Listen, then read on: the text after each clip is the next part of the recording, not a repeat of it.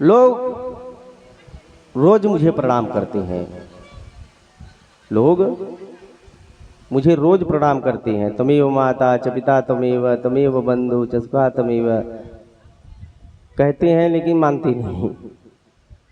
तुम कहाँ से कह रहे हो? लक्ष्मण जी बोले, हे दीन बंधु, आप सबके हृदय में विराजमान हो।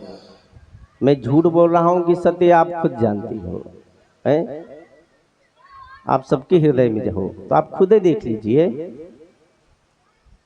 तब भगवान प्रसन्न हुए, कहें ठीक है, मैं तुम्हें वन ले जाने के लिए तैयार हूँ, लेकिन एक शर्त है। कहें क्या? कहें पहले माता जी की आज्ञा ले लो। यदि माता जी तुम्हें जाने देती है तो मैं तुम्हें साथ ले जाने में मुझे कोई हर्ज नहीं है।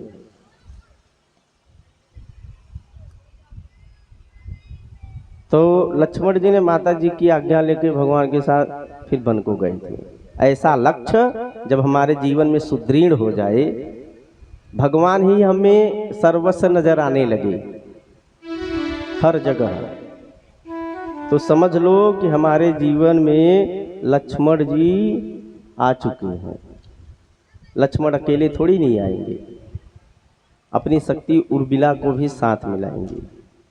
अर्थात जब लक्ष्य लक्ष्मण की तरह सुदृढ़ हो जावे निश्चित,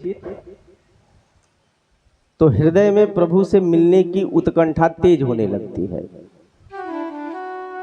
यही समझ लो कि उर्मिला जी प्रकट हो गई। उरु में मिलने की उत्कंठा तेज हो, उसी को उर्मिला कहते हैं। हृदय में किसी से मिलने की उत्कंठा तेज हो जाए तो समझ लो कि उर्मिला जी हमारे हृदय में आ गई है। लक्ष्य एकदम सुदृढ़ हो चुका है लक्ष्मण की तरह। लक्ष्मण उर्मिला का जहां जोड़ा आपके हृदय भवन में आएगा, तब समझ लेना कि हमने 2 सीढ़ी पार कर लिया, 2 सीढ़ी पार कर लिया। अब तीसरे भाई का नाम क्या है? भरत। भरत जी साक्षात लक्ष्मण के प्रेम विग्रह हैं। इनके भीतर रामचंद्र जी के प्रति इतना प्रेम भरा हुआ है लबालब कि ब्रह्मांड में चराचर प्राणियों में, ब्रह्मांड में चराचर प्राणियों के प्रति हृदय में प्रेम जागा। जैसा माँ का पुत्र के प्रति प्रेम होता है। और राम जी कौन है? जब सब में अपना दिखने लगे और सबके प्रति प्रेम एकदम समान हो जावे, चाहे बच्चा हो, चाहे बूढ़ा हो, चाहे जैसा भी, तो जब प्रेम प्रकट होगा तो भरत जी आएंगे। भरत जी आएंगे तो अपनी शक्ति को भी साथ में लेके आएंगे। भरत जी की शक्ति का क्या नाम है? मांडवी। अब राम जी हृदय स्थल में हमारे विराजमान हो गए, प्रकट हो जाएंगे तुरंत। जब राम रस से भर जाओगे, राम प्रेम से, भगवान आने के लिए तैयार हो जाएंगे। राम जी का स्वरूप कैसा है? जो आनंद सिंधु सुख राशि, जो आनंद सिंधु सुख राशि, श्री करते त्रैलोक्य सुपाति, श्री करते त्रैलोक्य सुपाति, जो सुख राम रामयतियाना, जो सुख राम रामयतियाना, अखिल लोकदायक विश्रामा, अखिल लोकदायक विश्रामा। कौन है राम जी? जो आनंद सिंधु सुख राशि। श्री राम जी साक्षात आनंद के सुख राशि है। जब हृदय में राम राज स्थापित होगा तो भीतर आनंद का साम्राज्य हो जाएगा पूरा, सारे अमंगल दूर हो जाएंगे, हृदय मंगलमय बन जाएगा। जब तक शरीर है तब तक प्रारब्ध के अनुसार दैहिक दैविक भौतिक ताप हमें सताते रहते हैं। परंतु यदि भीतर राम राज्य आनंद विराजमान आपके हो जाएगा तो दैहिक दैविक भौतिक ताप नाश हो जाएंगे। इन्हीं तीन तापों से प्राणी दुखी है। संताप को दूर हो जाएगा। तो दूर कैसे होगा? जब राम राज्य स्थापित होगा, ठाकुर जी आएंगे तो ठाकुराइन भी पीछे पीछे आएंगी। कौन? सीता भैया, सीता। और सीता जी आएंगी जब अपना वरद हस्त रख देंगी तो त्रितापों से मुक्ति मिल जाएगी हमें। धूप पड़ रही हो, ऊपर से किशोरी का बरस हस्त होगा तो ऑटोमेटिक छांव हो जाएगा, एकदम शीतल है। तो तीत्राप की जो ज्वाला है वो शांत हो जाएगी। अब सुखदेव मुनि कहते हैं, राजन आपने तो सूर्य वंश श्रवण कर लिया। भगवान जब हृदय में आएंगे तो त्रिताप की ज्वाला शांत हो जाएगी। आनंद सुख राशि में वह जीव गोता लगाने लगेगा। उसे भगवत प्राप्ति, श्री राम राज्य की स्थापना उसके हृदय में हो जाएगी, त्रितापों के शांत होते ही। अथातः श्रूयताम राजन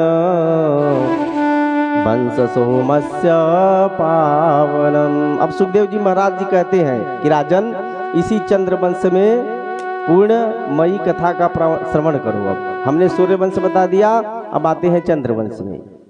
सुखदेव कहते हैं, राजन अब चंद्र वंश की परम पुण्यमयी कथा का श्रवण करो।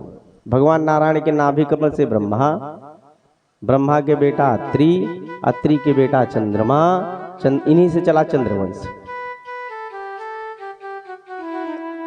चंद्रमा के बेटा बुध, बुध के बेटा पुरूरवा, इन्हीं पुरूरवा का दूसरा नाम एल था। एल का विवाह उर्वशी नाम के अप्सरा से हुआ, जिनके पुत्र हुए आयु, श्रुतायु, सत्यायु, रय, जय और विजय। ये 6 बेटा हुए। इन्हीं के प्रतापी वंश में आगे चल के राजा नहुस हुए। नहुस के भी यति, अयाति, सरयाति, बियति, कृति आदि 6 पुत्र हुए। इनमें से सबसे बड़े बेटा जो थे यति, सन्यासी हो गया था। दूसरे बेटा के विवाह हुए। पहला विवाह शुक्राचार्य की बेटी देवयानी और दूसरा विवाह बिख परवा की बेटी शर्मिष्ठा से हुआ। अयाति की यदु, तुर्वसु, दन्हु, अनुरूप आदि 5 संतानें हुई। इन्हीं 5 संतानों में सबसे छोटे का नाम था पुरु, जो पिता का अनन्य भक्त था। शुक्राचार्य ने श्राप दिया, अयाति बूढ़े हो गए तो पिता का वृद्धावस्था अपने स्वीकार कर लिया था, इसने अपने ऊपर धारण कर ली और अपनी युवावस्था अपने पिता को दे दिया। इसलिए अयाति पुरु पे बड़े प्रसन्न हुए और सम्राट उन्हें घोषित कर दिया, चक्रवर्ती सम्राट बना दिया। और बड़े पुत्रों को शापित किया कि तुम्हारे वंश में कोई चक्रवर्ती सम्राट नहीं होगा। सुखदेव कहते हैं, परीक्षित, पुरुवंश के ही राजा दुष्यंत का जन्म हुआ पुरुवंश में। इनके बड़े प्रतापी पुत्र भरत हुए, जो बचपन से ही शेरों के साथ खेला करते थे। इन्हीं प्रतापी वंश में राजा रंतिदेव हुए, जिन्होंने सूखा पड़ जाने पे अपनी पूरा धन अपनी प्रजा में लौटा दिया। परीक्षित, इसी पुरुवंश में तुम्हारा भी जन्म हुआ है, सुखदेव मुनि कहते हैं, इसलिए तुम पुरुवंशी हो। महाराज के सबसे बड़े भाई यदु से चला यदुवंश। यदुवंश में भी अजमीर, देवमीर, सूरसेन प्रभृति आदि बड़े बड़े महाप्रतापी राजा हुए। सूरसेन के बेटा हुए आनंग दुदुम्भी, इन्हीं का नाम वसुदेव था। वसुदेव, वसुदेव की 7 पत्नियां थी। और उनकी सप्तम पत्नी के गर्भ से, देवकी के गर्भ से 8 संतानें हुई। कथितो वंश विस्तारो भवतः सोमसूर्ययो राज्ञां चोभवयंसानां चरितः परमाद्भुतम्। जब इतना वर्णन किया चंद्रवंश का तो परीक्षित ने टोक दिया, प्रभु आपने सूर्यवंश की वंशावली तो विस्तार पूर्वक लंबी चौड़ी गाई, लेकिन जब मेरे प्रभु की बारी आई तो इतने जल्दी चटपट कर दिए हैं। जिनके लिए मैं इतना उतावला बैठा हूं, जो कथा सुन रहा हूं, मैं उन्हीं के लिए सुन रहा हूं। मैं जानना चाहता हूं कि परम धर्मशील महाराजा यदु के वंश में मेरे प्रभु का प्राकट्य कैसे हुआ, अपने अंशों के साथ कैसे जन्म हुआ। बड़ी जिज्ञासाएं हैं प्रभु मन में। जानना चाहता हूं कि श्री कृष्ण कथा जो है भवरोग की मीठी दवा है। श्री कृष्ण भवरोग की मीठी दवा है। एलोपैथ पे भरोसा नहीं, एलोपैथ दवा खाओ कब दूसरी बीमारी पैदा कर दे। आयुर्वेद है तो अच्छी, लेकिन कड़वी है, खाने में मुंह में ही नहीं बनता है। लेकिन कृष्ण नाम की जो दवा है होम्योपैथिक की दवा है। मीठी मीठी गोली 2-2 डकारते जाओ और बीमारी भी बढ़िया बढ़िया ठीक होते चला जाएगा, ना कड़वी लगे, ना कुछ न लगे, ना कुछ। तो परीक्षित कहते हैं भक्ति रस की मीठी दवा है मेरे प्रभु की। गोविंद के चरणों का ध्यान करते जाओ और सुधामृत का पान करते जाओ, जन्म जन्मांतर के पाप धोते जाओ।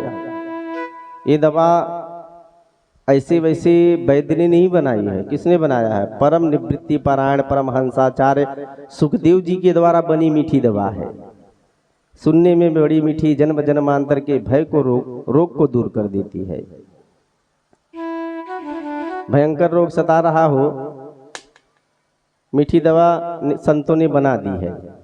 और जीव उस औषधि का यदि पान न करे, मेरी दृष्टि में सबसे बड़ा पापी आदमी है जो कृष्ण रूपी मीठी दवा का पान ना करे। परीक्षित कहते हैं भगवान केवल भवरोग की मीठी दवा नहीं है, मात्र इसलिए मैं कृष्ण कथा नहीं सुन रहा हूँ। मेरे पूर्वजों को मेरे प्रभु ने अपनी कृपामयी नौका पे बैठाकर कौरव सैन्य सागर से ऐसे पार लगा दिया जैसे कोई बच्चा बछड़े के खूर के बने गड्ढे को इसे सहजता में लांघ जाता है, ऐसे पार कराया था। कौरव सैन्य सागर में बड़ी बड़ी मछलियां थी महाराज, भीष्म पितामह, दोड़ाचाड़, कर्ण आदि बड़े बड़े मगरमच्छ थे, लेकिन प्रभु के कृपामयी नौका में बैठ के ऐसे पार हो गए जैसे गोखुर को कोई बच्चा पार कर लेता है। पितामहे में समरे मरंजय देव प्रदाधिरधस्ति मंगलय दुरत्यवह कौरव सैन्य सागरम कृत्वा तरम वत्सपदम यतत्या। सुखदेव जी बोले परीक्षित, ये जो तुम्हारे दादाजी का संबंध मुझे बता रहे हो, तुम्हारा क्या संबंध है? परीक्षित बोले महाराज, उनकी कृपा से ही मैं आज आपके सामने बैठा हूँ। ये उन्हीं की कृपा का फल है, नहीं तो माता के गर्भ में मैं मर गया होता। मुझे मारने के लिए अश्वत्थामा ने ब्रह्मास्त्र चलाया माता के गर्भ में। मेरी प्रभु की कृपा से ही मैं आज यहाँ बैठा हूँ। उन्होंने गर्भ में आके मेरी रक्षा करी थी, जन्म लेते ही मैं मर गया होता।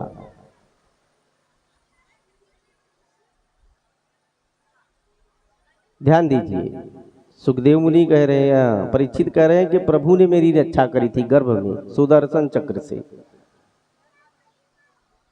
और प्रथम स्कंध में चर्चा हमने आपको बताया था कि सूत जी महाराज जी परीक्षित के जन्म में उन्होंने कहा था कि भगवान चक्र लेके नहीं आए थे, गदा लेके आए थे।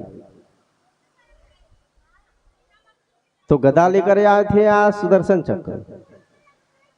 संत समाधान करते हैं भैया गदा ही लेके आए थे, लेकिन इतनी जोर से घुमाए थे कि जैसे परीक्षित को लगा कि कोई चक्र मेरे सामने नाच रहा है।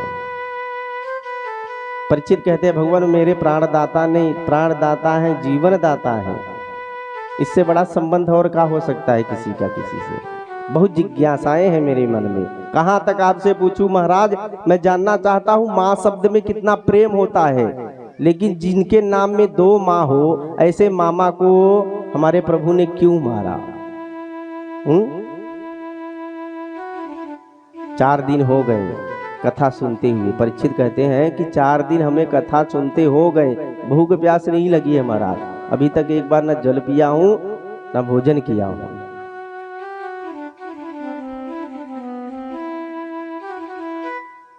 क्योंकि आपके मुख से जो भगवत कथा ये प्रवाहित हो रही है मंदाकिनी, इसी का पान करते करते मेरा मन भर चुका है।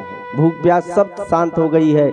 मेरे भूख प्यास की चिंता मत करो, मेरे प्रभु का वंश विस्तार एकदम विस्तार पूर्वक बताओ, चटपट मत कर दो तुरंत। देखिए भगवान की मंगलमयी कथा से 3 का कल्याण होता है। किसका किसका? वक्तारम कहने वाले का, अश्रोतारम सुनने वाले का।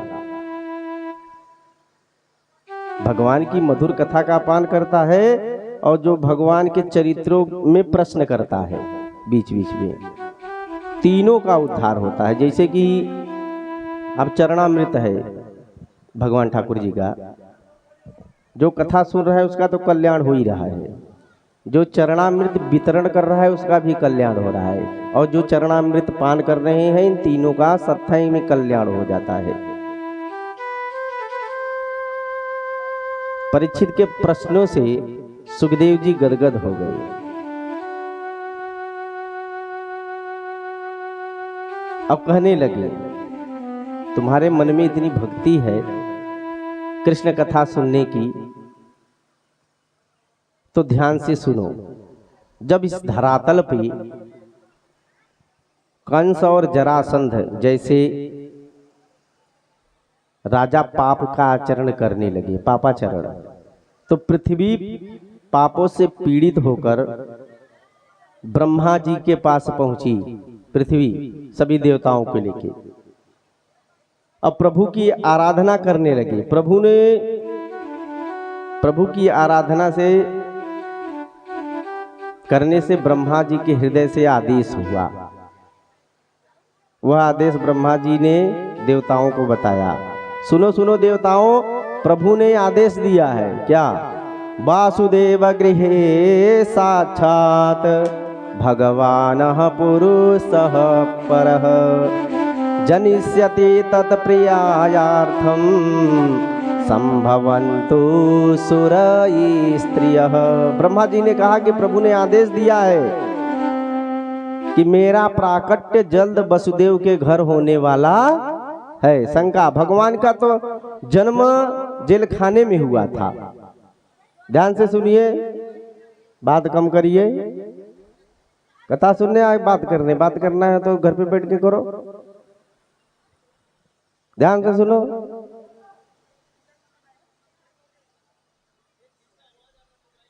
ब्रह्मा जी ने देवताओं से कहा कि भगवान का आदेश हुआ है कि प्रभु स्वयं वासुदेव के घर जन्म लेने वाले हैं, वसुदेव की। तो एक ने पूछा कि महाराज भगवान का जन्म तो जेल खाने में हुआ था, आप कह रहे हो कि घर में हुआ था। तो घर किसे कहते हैं? घर किसे कहते हैं? न गृहम गृहमित्याहु गृहिणी गृह मुच्यते। ईंट पत्थर के मकान को घर नहीं कहते हैं, गृहिणी को घर कहते हैं। जिस घर में गृहिणी रहे उसको घर कहते हैं भाई। अभी घर में कोई गृहिणी न रहे तो लोग क्या कहते हैं? ये भूत का डेरा है। बिन गृहिणी घर भूत का डेरा। वो घर नहीं होता है। मकान बना के खड़ा कर दो, कोई रहने वाला न हो तो पास पड़ोसी कहने लेते हैं भूतिया हवेली है। घर नहीं कहते हैं, घर उसको कहते हैं जिसमें गृहिणी हो। तो वासुदेव पत्न्याम, वासुदेव के पत्नी के गर्भ से भगवान का जन्म हुआ था। भले जेल खाने में हुआ था, लेकिन उनकी गृहिणी उस समय उनके साथ थी, इसलिए वो जेल खाना नहीं था, वो घर था। ब्रह्मा जी ने कहा कि प्रभु का जन्म होने वाला है, आप लोग अपने अपने देवियों के साथ जन्म लेना शुरू कर दो। कोई गोकुल में, कोई मथुरा में, कोई वृंदावन में, क्योंकि प्रिया और प्रीतम दोनों साथ आ रहे हैं, अकेले नहीं आएंगे। संभवस्तु सुर स्त्रिय, इसलिए ब्रह्मा जी कहते हैं देवताओं अपने अपने पत्नियों के साथ चलो, किशोरी जी भी आ रही हैं, उनकी भी सेवा करना होगा, तो कौन करेगा। तो प्रभु की ब्रह्मा की आज्ञा मांगकर सभी देवी देवता जो है जन्म लेने लगे पृथ्वी पे। राधा रानी भी वृषभानु नंदिनी बनकर बरसाने में जन्म लिया। इसलिए तुम भी अपनी स्त्रियों के साथ चलो। सभी देवता विमुग्ध हो गए, खुशी के मारे जय जयकार करते करते चलो प्रभु के साथ जो है लीला संवरण करेंगे। सभी देवी देवताओं का अवतार होने लगा। मोक्षदायिनी पावनपुरी मथुरा में भगवान का नित्य नमास स्थान है। यत्र नित्यम सन्नितो हरि। यहाँ के राजा महान उग्रसेन जो राजा हैं उनका नाम है उग्रसेन, बड़े धर्मात्मा। लेकिन इनका बेटा कंस जो था बड़ा दुष्ट था। कस हिंसायाम धातु से कंस बना है, अर्थात हिंसा में ही जिसकी प्रवृत्ति हो उसे वो सब कंस है। मार काट लड़ाई करना झगड़ा करना बेहद उनको अच्छा लगता है, वो कंस है, जान लो। एक बार इसने अपने पिता को ही बंदी बना के जेल खाने में डाल दिया और स्वयं राजा बन गया। एक दिन कंस जो था घूम रहा था कि उसकी नजर किस पे पड़ी। उसने देखा कि हमारी बहन सयानी हो गई है, चलो इसका संबंध कर दे कहीं। हर्षोल्लास के साथ विवाह किया और मन में विचार किया कि इस समय प्रजा मुझे बड़ा दुष्ट समझती है, इसलिए हमारा इज्जत नहीं करती। चलो कुछ ऐसा कार्य किया जाए कि प्रजा के प्रति हमें स्नेह मिले, प्रेम मिले। तो अपनी बहन की शादी में इतना भावुक हुआ, नाटक किया कि मैं अपनी बहन का रथ स्वयं हाँकूंगा, अपनी बहन को अपने हाथों से विदा करूंगा। प्रजा देख देख के गदगद हो गई। वाह महाराज, हम तो राजा को कितना क्रूर समझते थे, हमारे राजा तो बड़े दयालु है, देखो कैसा भावुक हो रहे हैं बहन की विदाई में। देवताओं की धड़कन तेज हो गई। ये सब नाटक देख के कंस का अब मन में विचार करने लगे कि इसने तो सब पे अपना प्रभाव छोड़ दिया है, लोग इसे सज्जन समझ रहे हैं। और देवकी माँ भी कितनी भावुक हो रही है कंस से को देख के। यदि देवकी माँ को इसका रहस्य नहीं मालूम पड़ा तो देवकी नंदन प्रभु कैसे मारेंगे इसको, है? यदि कंस देवकी का कृपा पात्र बन गया तो देवकी नंदन इसको नहीं मार पाएंगे फिर। इसलिए इसका असली चेहरा सब समाज के सामने उजागर करो। इसलिए देवताओं ने तुरंत आकाशवाणी कर दी, अस्यात्म अष्टमो गर्भे हंता मां बहसे बुध। हे अबुध कंस, हे अज्ञानी, जिस बहन के विवाह के में तू इतना भावुक हो रहा है, इसी देवकी का 8वां पुत्र तेरा काल बनेगा। जो ये शब्द कंस के कानों में पड़ी, सब प्रेम गायब हो गया। एक क्षण में तलवार खींच ली और देवकी के केसों को पकड़ के जमीन के नीचे पटक दिया। भगनी हंतुमारब्धम खड पाड़ी कचे गृहीत। सारी प्रजा समझ गई, रे राम बिल्कुल बड़ा दुष्ट है। 1 मिनट में इसकी सारी क्रिया बदल गई। दुष्टों की प्रीति पानी पे लकीर के समान होती है, न बनते देरी लगे न मिटते देरी। यदि दुष्ट आपसे ज्यादा उदारता दिखाने लगे तो समझ जाना कि कुछ खतरा जरूर है। पग पग पर रूप बदलते हैं। तो देवकी को मारने के लिए जब कंस दौड़ा तो वसुदेव ने हाथ पकड़ लिया। महाराज क्या कर रहे हो? विवाह की बेला में अपनी बहन को मार रहे हो। प्रजा देखेगी तो क्या सोचेगी तुम्हारे बारे में, क्या समझेगी? और एक तो ये तुम्हारी बहन है और विदाई के अवसर पे इसकी हत्या करोगे। कंस बोला, मैं कुछ सुनने वाला नहीं, इसका 8वां पुत्र मेरा काल बनेगा, उसका क्या होगा? कंस बोले कि देखिए, काल जो है सबकी सगी है, बहन है, ये सबको ले जाती है। यदि इसके 8वें संतान के हाथों तुम्हारी मृत्यु होगी तो मैं तुम्हें वचन देता हूं कि जितने पुत्र होंगे सब लाके हम आपको सौंप देंगे, हमने जीवन में कभी झूठ नहीं बोला है। अच्छा ठीक है, नहीं मारूंगा, लेकिन अपना वचन याद रखना, नहीं तो मुझसे बुरा कोई नहीं होगा। ले जाके देवकी और वसुदेव को कारागार में बंद करवा दिया, यहीं रहो, जितने बच्चे होंगे बारी बारी से लाके सब पहुंचा देना। कालांतर में वसुदेव के यहाँ पहला पुत्र हुआ कीर्तिमान, जिसे लाकर वसुदेव ने अपने हाथों से कंस को दे दिया। कंस खुश हो गया, अरे वाह वसुदेव तुम वचन के बहुत धनी हो भाई, है? दया आ गई उसको। कंस से बोला एक काम करो, ये तो पहला है, मुझे भय 8वें से है, इसको एक वापस लेके जाओ, मैं नहीं मारूंगा। वसुदेव जी लेकर लौट पड़े। नारद जी देखे रे राम, ये फिर बड़ा उदारता दिखा रहा है? तुरंत नारद जी पहुंच गए कमल का एक फूल लेके। नारद को आए, देखा तो कंस ने प्रणाम किया, आओ महाराज, बड़ा बड़ा स्वागत किया। तो नारद जी ने कहा कि इतनी उदारता दिखा रहे हो, कुछ समझ में आती है कि नहीं तुमको? कहें क्या हुआ महाराज, इससे मेरे को क्या खतरा है, मुझे तो 8वें से भय है। तो तुरंत कमल की पंखुड़ी दिखाए, बोले चलो गिनो, पहले से शुरू करो। पहले से गिना तो लास्ट पंखुड़ी 8 हुआ। कहे ना पहला छोड़ के दूसरे से गिनो, फिर गिनवाया, फिर 8 हुआ। एक एक छोड़ के एक एक गिनवाता गया, हर पंखुड़ी 8वीं पंखुड़ी हुई। कंस समझ गया, ओहो पहला भी 8वां हो सकता है, अब देवताओं की मर्जी, कहां से गिनना शुरू करे। कंस ने सोचा खतरा मोल नहीं लेना चाहिए, तुरंत वसुदेव को बुलाया और बच्चे को हाथ में लेके पत्थर के शिला पे पटक दिया। इस प्रकार कंस ने 6 बच्चों को वसुदेव के सामने मृत्यु के घाट बारी बारी से मार दिया।